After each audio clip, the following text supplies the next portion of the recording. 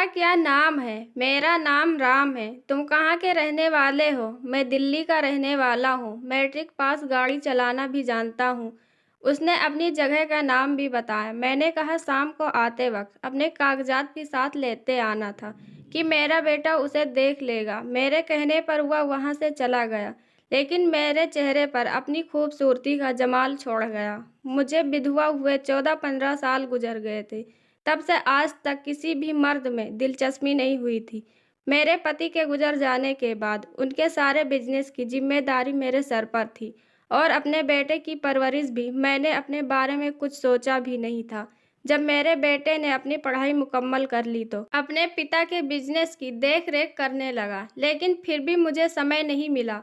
मैं चाहती थी कि मेरा बेटा विदेश जाकर पढ़ाई पूरी करे। मैं सोच रही थी कि कोई शरीफ और अच्छा नौकर मिल जाए जो हमारे कारोबार की देख रेख करे, तो बेटे के रहते उसे रख लूं ताकि वह फाइल ट्रेंड हो जाए। हमारे पुराने मैनेजर ने अपने गांव जाने का फैसला किया, तो मुझे एक नए मैनेजर की ज़रूरत थी। तभी मैंने अपने एक रिश्तेदार से कहा कि आप ही कोई भरोसेमंद मैनेजर ढूंढ कर ला दें। मैनेजर के तौर पर राम नाम का एक लड़का आया, तो मुझे देखने में बहुत अच्छा लगा। राम को लाने वाला मेरा एक रिश्तेदार ही था। मेरे बेटे ने उसे भरोसे का आदमी समझ कर रख लिया। वाकई में लड़का नेक दिल का था, ईमानदारी से काम करता था। तो मैंने उसे अपनी पढ़ाई मुकम्मल करने की सलाह दी। वह खुद भी पढ़ना चाहता था, मगर हालात की वजह से पढ़ नहीं पाया। एक गरीब लड़का था जिसका परिवार एक हादसे का शिकार हो गया था। उसकी परवरिश उसके चाचा ने की, मगर चाचा की बदसलूकी की वजह से अब वह वहाँ रहना नहीं चाहता था। मेरे कहने के बाद राम ने शाम के कॉलेज में एडमिशन करवा लिया। वह मेहनती और होशियार लड़का था और सुबह से शाम तक मेरे बेटे के साथ ऑफिस में काम करता और शाम को कॉलेज चला जाता और वापस आकर खाना खाकर हमारी तरफ से दिया गया रूम में चला जाता। उसने जल्द ही बिजनेस के उसूल सीख लिया। उसकी जगह मैंने एक और असिस्टेंट को रख लिया। पहले दिन से ही मुझे उससे लगाव हो गया था। इसी वजह से मुझे उसकी ईमानदारी और संजीदगी बहुत अच्छी लगती थी। मैंने अंदाज़ा कर लिया था ईमानदार आदमी है, झूठ बोलने वालों में से नहीं है। मेरा अंदाज़ा सही निकला। वह धोखाधड़ी करने वालों में से नहीं है। जो भी काम मैंने उसे सौंपा बखूबी उसने जिम्मेदारी से निभाया। मैं ज़्यादातर उसके पर्सनल लाइफ के बारे में बात करती थी और वह अपनी पढ़ाई को लेकर बात करता था। जिस चीज़ की उसे ज़रूरत होती मैं तुरंत उसको मुहैया करवा देती। उसके इम्तिहान होते तो हम उन दिनों में उसे छुट्टी दे देते और वह पूरी मेहनत से अपना इम्तिहान देता। उसने ग्रेजुएशन मुकम्मल कर ली और मेरे जेठ लंदन में रहते थे। इन्हीं दिनों को हिंदुस्तान आए और मेरे बेटे से कहा तुम लंदन आ जाओ, और कहा कि बिजनेस में मास्टर कर लो और मेरे घर रहोगे तो हर तरह से तुम्हें मदद मिलेगी। दरअसल उनका इरादा मेरे बेटे से अपने बेटी का शादी कराने का था, इसीलिए वह मेरे बेटे को अपने साथ ले जाने पर आमाद थे। मेरा एक ही बेटा था। मैं नहीं चाहती थी कि उससे अलग रहूं। वह अपने पिता का बिजनेस भी संभाले हुए था, लेकिन अपने चाचा के कहने पर नई दुनिया में जाने का ख्वाब देखने लगा। नई दुनिया का ख्वाब अपना आंखों में सजाए हुए सारा बिजनेस मेरे हवाले करते हुए चला गया। शादी से पहले मैंने बिजनेस में मास्टर्स की डिग्री ली हुई थी, जबकि अपने पति का सारा बिजनेस मैं ही संभाले हुई थी। बिजनेस करने का तरीका मुझे मालूम था, लेकिन अब अपने बेटे के बगैर खुद को अकेला महसूस कर रही थी। ऐसे में अगर किसी को सहारा बना सकती थी तो वह राम ही था। वह अपने घर से महरूम रिश्तेदारों से टूटा हुआ था। ऐसे में उसे भी किसी सहारे की ज़रूरत थी। तभी उसने मेरे कहने पर अपनी पढ़ाई मुकम्मल की थी। अपनी पढ़ाई में इस कदर मसरूफ़ था कि उसने MBA कर मास्टर भी कंप्लीट कर लिया था। जिस दिन मेरा बेटा लंदन रवाना हुआ उस दिन मैं खूब रोई थी। उसने मुझे तसल्ली देते हुए कहा कि आप मुझ पर भरोसा करें, मैं आपको मायूस नहीं होने दूंगा।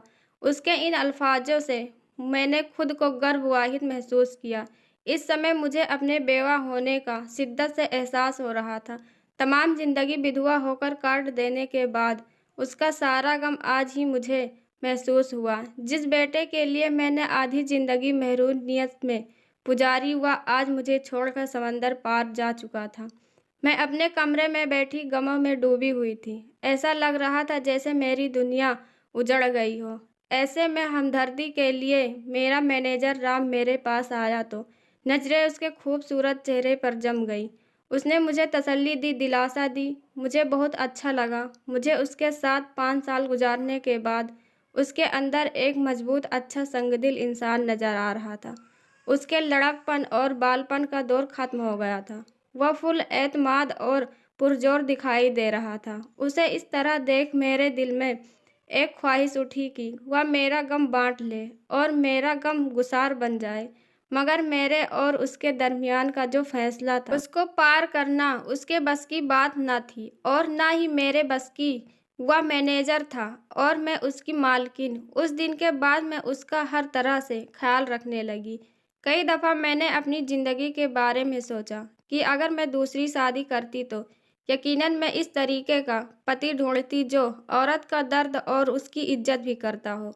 लेकिन मैं ज़िंदगी के ऐसे मोड़ पर आ चुकी थी कि मेरा बेटा जवान हो गया था और मेरी उम्र 45 साल थी। इस तरीके की आरज़ू करना पागलपन जैसा था। अब यह सारी बातें मुझे किसी भी सूरत में शोभा नहीं देती थी। एक लम्हे का तस्वीर भी एक लम्हे की ज़िंदगी शुरू कर दूँ। मेरे और राम के उम्र के दरमियान बहुत फासला था। उम्र के हिसाब से मेरे बेटे के बराबर था। उसकी उम्र तकरीबन 24 साल थी। लेकिन जब उसने एक गमगुसार मर्द की तहव्वुस की तो मुझे उसके होने का कुछ एहसास हुआ जो किसी भी औरत को दरकार होता है जब अकेली और बगैर किसी सहारे के ज़िंदगी गुजार रही हूँ। अगर दौलत भी एक सहारा होती है लेकिन वह इतनी मजबूत नहीं। कभी कभी तो दौलत भी औरत को एक गैर महफूज बना देती है। इन दिनों राम मेरा पूरा ख्याल रख रहा था। मेरे दिल में उसके लिए इसकी जज्बात पैदा हो रही थी जो कि मेरे उम्र की औरत को शोभा नहीं देती। मैं तो एक बच्चे की माँ थी जो कि विधवा हो गई थी। मेरी उमंगें और आरजू हैं अधूरी रह गई। अब जब मैं अपनी जिम्मेदारियों से जागी तो मेरे अंदर की सोई हुई औरत बेदार हो गई। कभी सोचा कि काश मुझे एक औलाद होती। कभी सोचती कि मैंने अपनी दूसरी शादी क्यों नहीं की कि आज मेरे इर्द गिर्द मेरी देख रेख के लिए कोई और तो होता। अब जब भी राम मुझे हिसाब किताब देने आता, मेरे सामने बैठा होता तो मेरी कैफियत अलग ही होती। किस तरह से उसे अपनी हालत बताती कि मैं दूसरी शादी करना चाहती हूँ।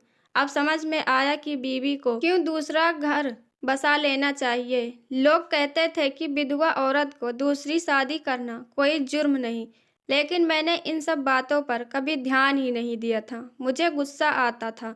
विधवा होना कोई जुर्म तो नहीं, मेरे पास सब कुछ है। लेकिन अब समझ में आया कि उसका असली साथी तो उसका पति होता है। एक रोज हम गाड़ी में बैठकर सब्जी लाने मार्केट जा रहे थे।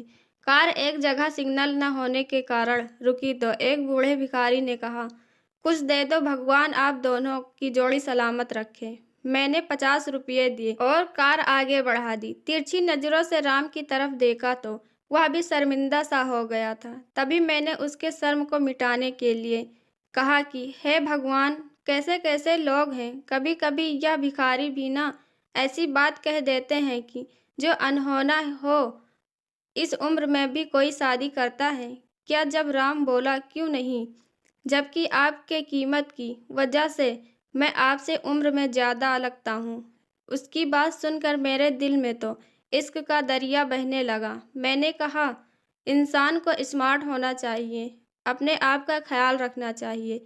राम, तुम काम में ऐसे मसरूफ़ हो गए हो कि तुम्हें अपने आप का ख्याल ही नहीं रहा। कहने को तो कह दिया, लेकिन यह बात सुनकर मैं खुद शर्मिंदा हो गई। लेकिन हंसते हुए राम ने कहा कि मैडम, आप वाकई अपनी उम्र से 10 साल कम लगती हो। तो मैंने कहा, बस भी करो राम, अब मैं कहाँ पहले जैसी दिखती हूँ। लेकिन राम ने कहा, नहीं मैडम, मैं सच कह रहा हूँ। राम ने कहा, मैडम, आप खूबसूरती की हसीनो जमाल, मैं सच कह रहा हूँ। यकीन नहीं हो तो अपने आप को कभी आईना के सामने देखना।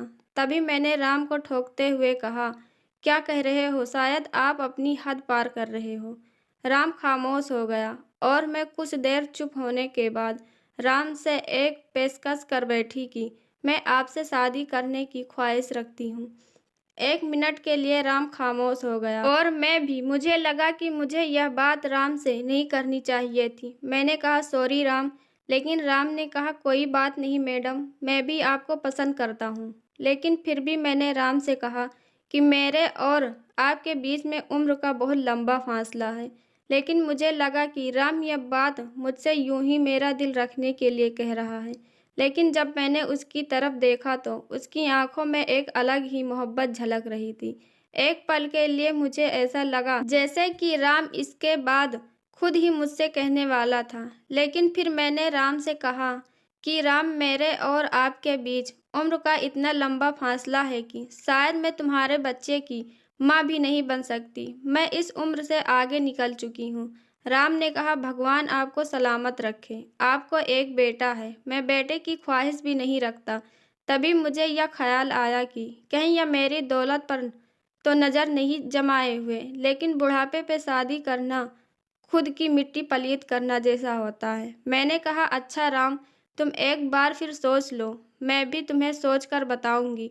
मुझ पर एक अलग ही कैफियत सारी थी। दिल कहता था इस पेशकश को अपना लो और दिमाग कहता था नहीं, इंसान इतने भी अच्छे नहीं होते। अच्छे अच्छे मर्द भी धोखा कर जाते हैं, कहीं धोखा ना हो जाए। काफ़ी दिन तक हम दोनों खामोश रहे, लेकिन जहाँ खामोशी भी सुखमनी नहीं थी, तूफान अंदर ही अंदर पल रहा था। मैं रातों को सो नहीं सकती थी, मेरा दिल मेरे काबू में नहीं था। एक दिन मैं बीमार पड़ गई। घर पर देख रेख के लिए कोई था भी नहीं। राम मुझे डॉक्टर के पास ले जाता, दवाइयाँ लाता और मेरा ख्याल रखता। यह सब वो अकेला ही करता था। मुझे भी महसूस हुआ कि बलंगीर औरत को किसी न किसी की सहारे की ज़रूरत होती है। यकीनन मुझे राम से मोहब्बत नहीं थी, लेकिन उसने अपने अच्छे अखलाक और किरदार से अपना दीवाना बना लिया था। इंसान जब एक ही बात को बार बार सोचता रहता है, तब वह अपनी ताकतों कुवैत को खो बैठता है। मेरी तबीयत और गंभीर हो गई। मैंने बिजनेस से अपना हाथ उठा लिया और काफ़ी सारी जिम्मेदारियां मैंने राम के हवाले कर दी। एक दिन मेरा सर बहुत दर्द कर रहा था। अपने हाथ से ही अपना सर दबा रही थी कि तभी राम ऑफिस से घर आ गया। उसके हाथ में कुछ फाइलें थीं। वह मेरे कमरे में आने की तलब की। मैंने उससे कहा, यहीं लाकर मुझे फाइलें दिखा दो, मगर मेरा सर दर्द से फटा जा रहा था। वह कुर्सी लेकर मेरे पास आ गया, फाइल एक तरफ रख दी और कहा, मैं आपका सर दबा दूं? मैंने कहा, नहीं, तुम जाओ, फाइलें कल दिखा देना।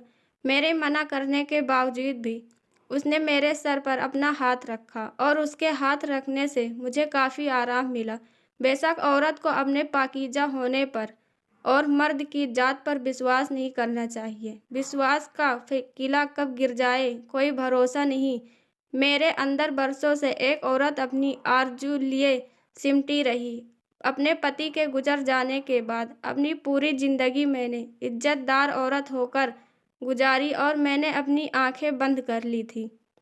राम से भी कोई बात किए बगैर राम ने मुझसे कहा, मैडम आप आराम कर लो, मैं सुबह आपसे फाइल चेक करवा लूँगा। यह कहकर वह चला गया। लेकिन वह सुबह भी नहीं आया तो मैंने उसके पास फ़ोन किया तो उसने कहा कि मैडम आप आराम कर लो, मैं ऑफिस के काम में मसरूफ़ हूँ, शाम को आकर फाइलें चेक करवा दूँगा। उसकी बातों से मुझे लग रहा था कि जैसे वह मेरे यहाँ से काम छोड़कर जा रहा है। अब वह इतना काबिल हो चुका था कि उसे किसी भी अच्छी कंपनी में मैनेजर बनाया जा सकता था। वह शाम को घर आया, कुछ कागजात लिए, उन पर मैंने साइन किए और उसने कहा, मैडम आपने मेरी बातों का जवाब नहीं दिया। शायद आप इस फैसले से डरती हैं। अगर आपको मुझ पर विश्वास नहीं है तो कोई बात नहीं, तो हम इस बात को भुला देते हैं, जैसे कि हमारे बीच कोई बात ही ना हुई हो। मुझे अपने आप पर पुरजोर एतमाद है और आप भी अपने आप पर एतमाद रखें ताकि बिजनेस पर कोई बुरा असर न पड़े। उसकी इन बातों से मेरे दिल का बोझ हल्का कर दिया, मगर उसका ख्याल दिल से नहीं गया। न चाहते हुए भी मैंने उससे कहा, मुझे एक सहारे की ज़रूरत है। मेरा बेटा अपनी नई दुनिया में खो गया है। मुझे मालूम है मैं अपना घर बसाना चाहती हूँ, लेकिन मैं तुम्हारे बारे में सोचती हूँ इसमें तुम्हें नुकसान होगा। राम ने कहा, नहीं मैडम, मुझे कोई नुकसान नहीं है। मैंने बहुत सोच समझ कर यह फैसला किया है, मगर मैं अपने बेटे से कैसे कहूँ किस उम्र में शादी की ख्वाहिश रखती हूँ। तो राम ने कहा, आप अपने जेठ से कहिए, वह यूरोप में रहते हैं और वहाँ लोग इस मामले को अलग ही नज़रिए से देखते हैं। यकीनन वह आपकी मदद करेंगे। बहुत हिम्मत करके अपने जेठ को फ़ोन कर दिया और अपनी पूरी कहानी उनको सुना दी। उन्होंने कहा, आप ज़रूर दूसरी शादी करिए, मैं आपके बेटे को संभाल लूँगा और बिजनेस की मालकिन आप ही रहिएगा, किसी और को ना बनाइएगा। जेठ की इजाज़त से मैंने राम से शादी कर ली। इन्होंने मेरे बेटे को बाद में इस बात से वाकिफ कराया, मगर वह इस बात पर मेरे बेटे को कायल ना कर सके कि वह माँ की दूसरी शादी करे। उसने मुझसे सारे ताल्लुकात तोड़ दिए और कुछ अरसे बाद हिंदुस्तान आया और बिजनेस सारा अपने नाम करवा लिया और मुझे मकान और जेवर छोड़ सारी जायदाद वह ले गया। सहारा बिजनेस अपने बेटे को देकर मैं खुशी थी, मगर काश वह मुझसे राजी हो जाता, क्योंकि जायदाद की लालच राम को नहीं थी। उसे एक बड़ी कंपनी में मैनेजिंग पोस्ट मिल गई थी। मैंने अपने नफ्स को चाह कर अपने बेटे को खो दिया। मुझे राम से कोई शिकवा नहीं। उम्र का फासला होने के बावजूद राम ने मेरे साथ शादी की और मुझसे सच्ची मोहब्बत की। मेरा इतना ख्याल रखा कि मुझे ज़रा सा भी तकलीफ़ नहीं होने दी, मगर मेरा दिल उसकी सारी मोहब्बत को पाकर बेसुकून कर रहा, क्योंकि जिस बेटे को मैंने जवानी की सारी किरणें देकर परवान चढ़ाया था, आज मुझसे मिलना भी उसे गवारा नहीं। शायद मेरी दूसरी शादी उसके लिए किसी जुर्म से कम नहीं। अगर आपको यह वीडियो अच्छी लगी तो लाइक, कमेंट और शेयर करना ना भूलें और चैनल को सब्सक्राइब कर लें।